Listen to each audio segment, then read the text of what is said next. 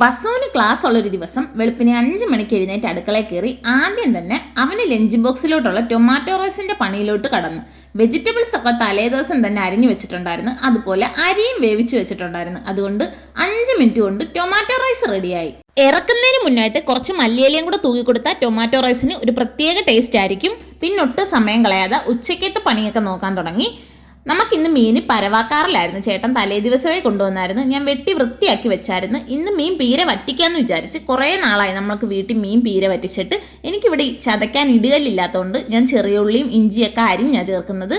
എല്ലാം കൂടെ അരിഞ്ഞു ചേർത്ത് ആവശ്യത്തിനുള്ള കുടംപുളിയും ഉപ്പും അടിക്ക് പിടിക്കാതിരിക്കാൻ മാത്രം കുറച്ച് വെള്ളവും കൂടെ ചേർത്ത് അടുപ്പത്തോട്ടങ്ങ് വെച്ചപ്പം നമ്മുടെ മീൻ പീര വറ്റിച്ചത് റെഡിയായി.